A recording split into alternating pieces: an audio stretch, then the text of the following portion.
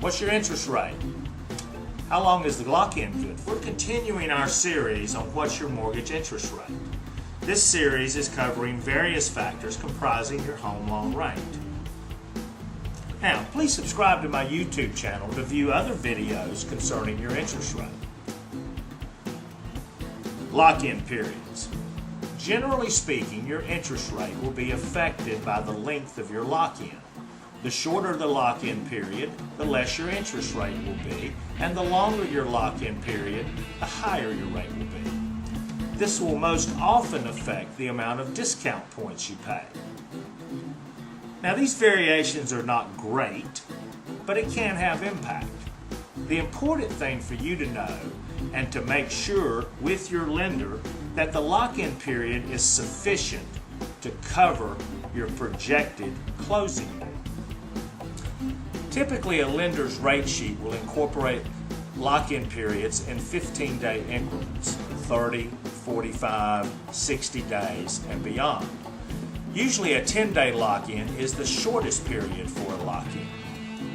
Now, one of the tricks a lender may use when you call asking what's your interest rate is to quote you a rate using a 10-day lock-in period to communicate as cheap a rate as possible. But if you're not going to close in 10 days, what good is that? It's just a way to reel you in. I'm looking at a rate sheet today.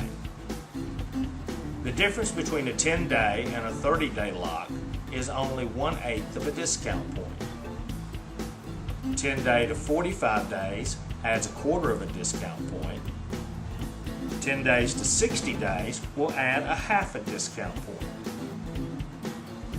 I don't usually have calls to look at locks of 75 and 90 days, but just for your information, on a 75-day lock, it's a difference of 7/8 of a discount point, and out to 90 days, it adds 1 full discount point.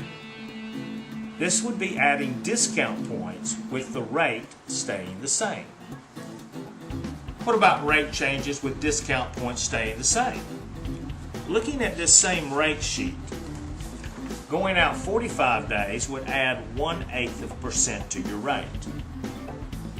60 days would be 1/4% higher, and out to 90 days would increase the rate by 3/8%. If I were you and was shopping for an interest rate, I would favor the lender that is voluntarily disclosing the length of lock-in period by which the rate quote is based. And remember, this is in addition to all the other factors that your lender needs to be inquiring about prior to quoting you a rate. Again, subscribe to my channel for additional information involving your home loan rate. Now, I'm often asked when discussing a lock-in with a client, what if rates go down before we close? And it amuses me, I'm never asked, what if rates go up? You should look at this as a deal is a deal. Once you lock in, if rates go up, your rate will not be affected. For the most part, this is also true if rates go down while you're under lock-in. Discuss this with your lender because sometimes there are provisions to renegotiate your rate if rates substantially decline while you're locked in. However, this renegotiation may be subject to a fee. Summing this up, make sure your lock-in period is consistent with your projected date to close. If you're purchasing a home and you're closing within 35 days, you need to lock in for 45 days. Lastly, request evidence that you are, in fact, locked.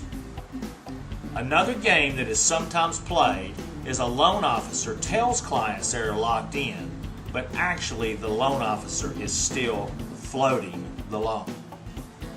Now, why would someone do this? Well, they're hoping rates will go down. So, either one, they can make more money on the loan, or rates will fall so you can, in fact, get the unbelievable deal you were quoted.